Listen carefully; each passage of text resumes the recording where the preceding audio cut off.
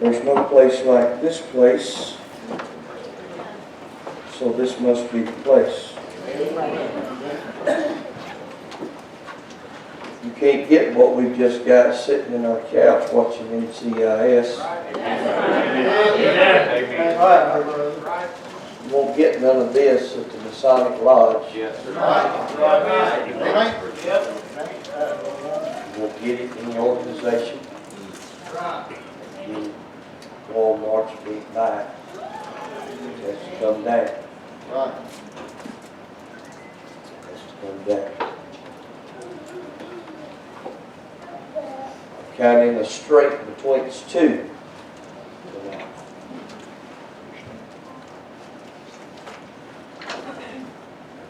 Brother Ray, when he told me to come up, he said, do what you feel like you need to do. I sure hope you mean that. That's right. I mean, I can't preach what I come to preach. Some people say that's emotionalism, but I just don't have a message now. But I do have something to say.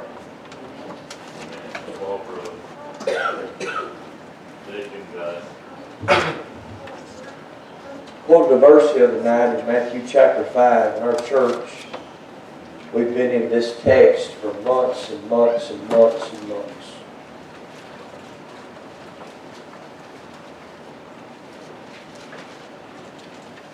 I preached a message today at Greg Wells' mom's funeral. You asked my wife as we sat back and we watched.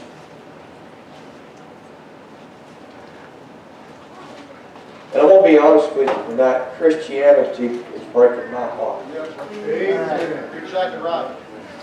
What I'm seeing is breaking my heart. What I'm seeing in Christians is breaking my heart. Yes, Are people who are supposed to be Christians. The way I'm seeing us act, the way I'm seeing us handle ourselves in society, a little bit of the way I see us treat each other in the house of God. Something wrong. That's right. The spirit of the Antichrist is even now. Sure. It's stronger than it's ever been before. There's a spirit of ungodliness. Yes, sir. There's a spirit that is amongst us. And it's sad to me. It's breaking my heart that the church is not getting more godly. The church is getting more worldly. More families in their lives. I watched today people who are supposed to be Christians dressing in all manner of ways, handling themselves in all manner of ways. When I look at it, I'm just being honest with you, it grieves my heart. Amen. I don't look at them and say, look at that vile person, but Brother Billy, what I see is it grieves my spirit, it grieves my heart, because of where we are in Christianity today. We've lost some things. We've lost the spirit of holiness. We've lost the thing about just being real. I mean, just being real. Amen. No fronts, no faces, no mask. Just being real.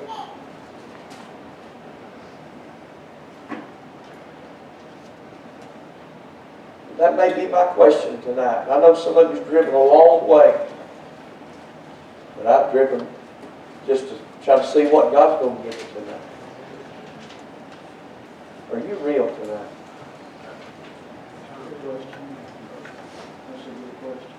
Are you the real deal tonight?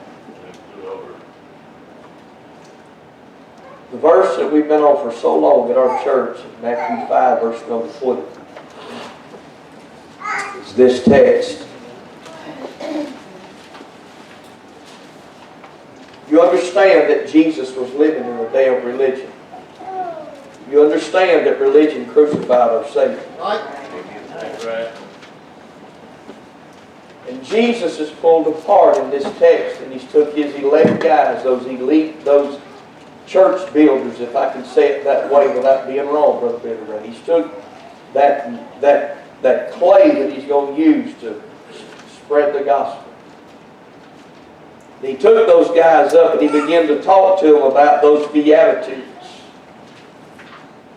And He said, "Blessed are the poor in spirit, for theirs is the kingdom of heaven. Blessed are they that mourn, for they shall be comforted. Blessed are the meek, for they shall inherit the earth.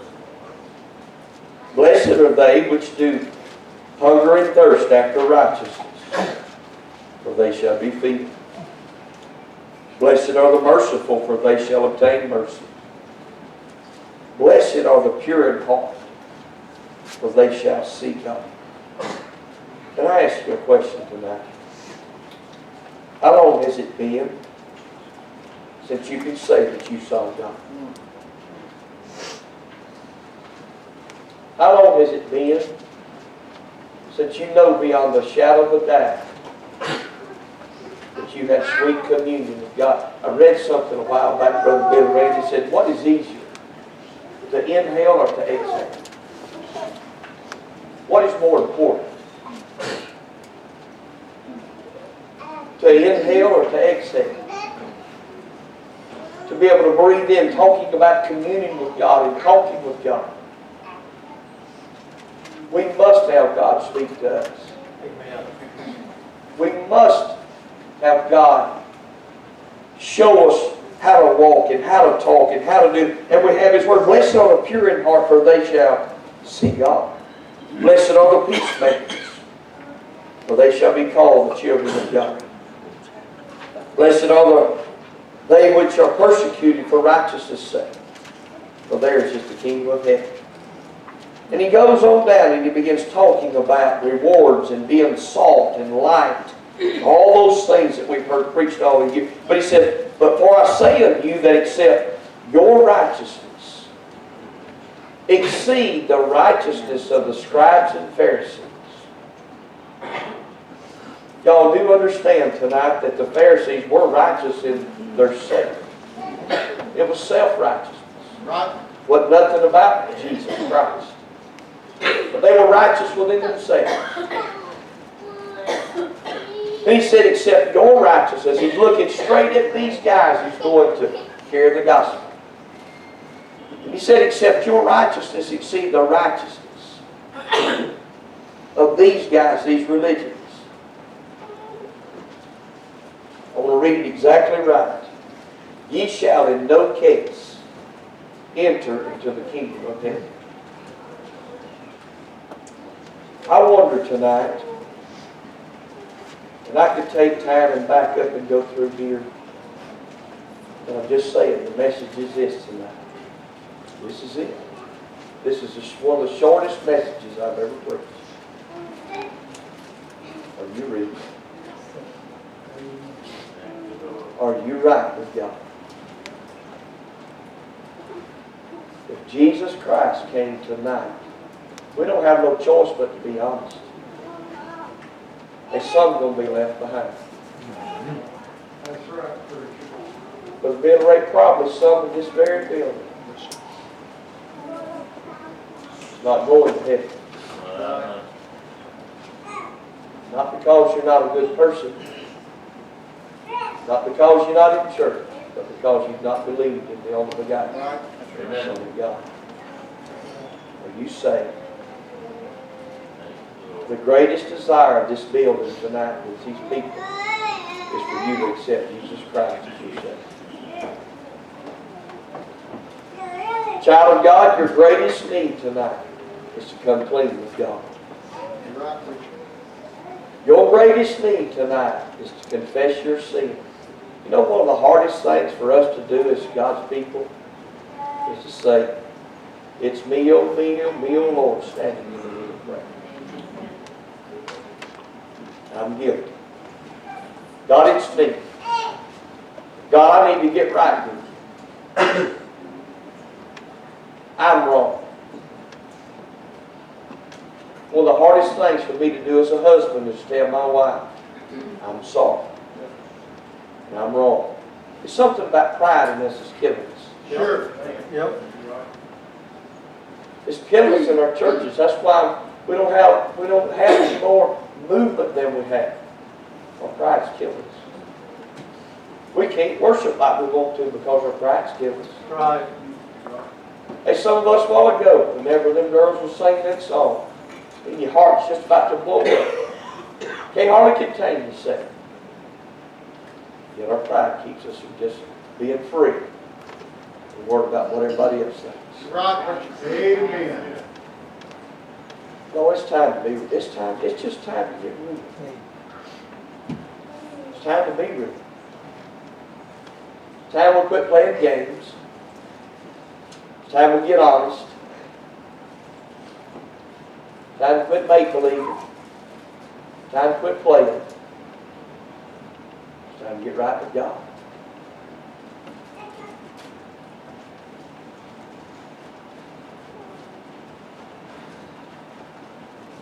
And that's the question tonight. Are you ready? Is it well with your soul? Can you say with all honesty tonight, yes, God, it's well with my soul? Are you right with everybody, every brother, every sister that you know? Do you have a clear conscience with your brothers and sisters in Christ?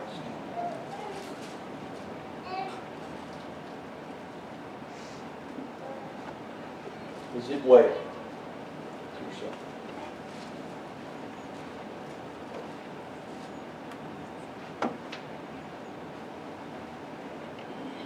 I preached for about 3 or 4 weeks on that text about those mourners. When the Bible said this, "Blessed are they that mourn, for they shall be comforted." And the 3 points that I preached on in that text, verse number 4, was this. There's natural mourning. I watch natural mourning today. I watch people look over a mother. I watch people look over a sister. I watch Brother Pete look over a wife. And they were brokenhearted. They were mourning. And then there's unnatural mourning. That's whenever we get to the place where our mourning gets us out of fellowship with God. We can get so brokenhearted that we literally get into sin because we have failed to trust God in the whole situation. But then there's supernatural mourning. And that's what the Lord is telling His disciples in this text. Blessed are they that mourn, for they shall be comforted. Supernatural mourning is what I'm talking about tonight that we're not seeing in the church. And that's for us to get so convicted of our sin, Yes. that we cannot stand ourselves. Yes. And it breaks us to the place. It sorrows us because we have no fellowship with God. Church, you know as well as I do, when we get into sin, we have broken fellowship with our God. Amen. Whenever we have aught, we are in sin. Yes. When we have transgressed against God, we're in sin. The Lord said, if I regard iniquity in my heart, He said, I'll not hear you. But yet we continue to go on through the motions of church, and we go through the same scenarios over and over, and there's really no fellowship with God. We really can't pray. We really can't worship. We can go through the motions. Yeah, that's right. Sister Tina, I appreciate you getting real the other day. That's real stuff when you say that I've not been what I'm supposed to be at the church house at my house. And I'm having to deal with some of this stuff with my kids. That's real stuff, sis. That's the only way we're going to get help is if we'll get real. Right. Until we get real and we have godly sorrow Not as the world has. I'm talking about not because we've got caught up with, because my flesh is opened it up and revealed. I'm talking about having godly contrition and sorrow over my wrong in my life. It's the only way we're going to get in here. We got to get real. There's probably in this building tonight some husbands and wives that need to get real with their spouse. There's probably some families in here that need to get real with each other. I mean, just get over it. Get it behind you. Plow it up. That's what the Lord talks about, that fallow ground. Right. You can't do nothing but hard, nasty, weedy ground. Right. But Bill, we have to take the plow and we've got to turn it up. We've got to open it up. It's got to be broken. The seed won't do any good on top of the ground. It's got to be broken. Amen. It's got to be laid open. If anybody knows that, Brother Son, you do. You're a gardener. Break that ground. That's right. I'm just telling you tonight. I'm fixing to sit down, but been right down. Till we allow God's heavenly gifts to break our heart, you're going to get more calloused. You're going to get more harder. You're going to get a spirit about you that nobody can do nothing with. I'm begging you tonight. Why don't we just get real with God? Why don't we just get right? It doesn't matter. Y'all, I'm telling you, Brother Bill Ray, your church is so blessed. Your people have heard some of the greatest men of God come through these camp meetings in this place. Amen. Would y'all listen to me for just a minute? Yes, sir. This people has heard some of the greatest preachers in this part of the country That's right. come through this place and blow through here and preach. But here's the truth tonight. I don't care what we preach. I don't care who says what. I don't care who comes through here until we as a people get real with God. Right. Amen. And stop all of this stuff. We're just going to keep cycling, Brother Bill. I get so tired of the cycle. Yep. I get sick and tired of the dreams. I was scared you was fixing to ask me to testify about how faithful God has been to me. Not scared, but what I'd say. I'm telling y'all, church, I know what it feels like to get sick and tired of being sick and tired. Yep. I know what it feels like to feel, even being saved, to feel so dark Yes, sir. on the inside Yes, that's right. that you don't want to go another service. Right, preacher. Right. I do too, preacher. You're just tired of it. You're sick and tired of fighting the battles over and over. You say, but you're a preacher. I'm being honest with you tonight. Praise God. I get tired of the battles that we face day in and day out. Sometimes the church don't even know the load that you're trying to carry.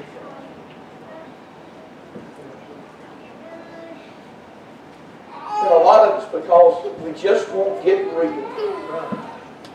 I'm looking for the day that the church, Brother Bill, can be 100% honest Right. with one another, tell the truth, and get real. You're talking about unity. You're talking about accomplishing something for God. There's no telling what we would do, we could do. We just get real. It's been a long time since I've seen a biblical, old-fashioned confession meeting. Me too, preacher. Just get real. We preach and we preach and we preach and we preach and we preach and we preach and we preach and we preach. We come, we sing, we serve, we give, we go on and on. Yet we have all of these things. Doesn't the Bible say that whoso confesseth his sin and forsaketh them shall have mercy? Right. That's what the Bible says. What'd you say? Our problem is we like to confess Him sometime on an altar in secret, but we don't forsake Him. Right. I don't know.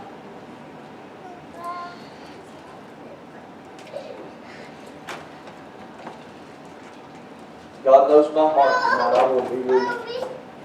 I ain't always been real, Brother Bill.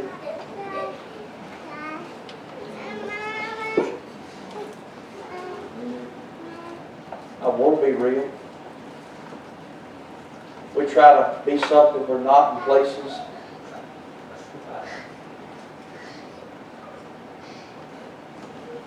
That's the message tonight.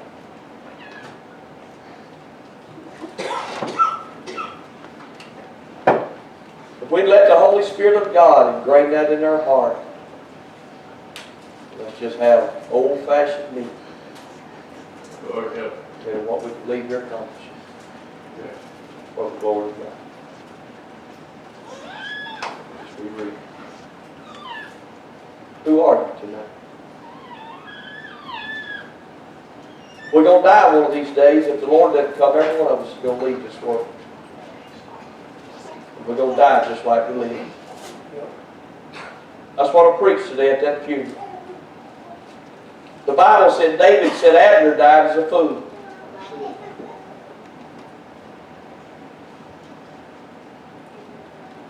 Saul died as a failure.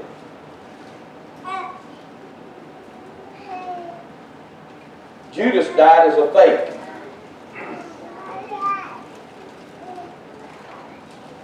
But the thief on the cross died for you.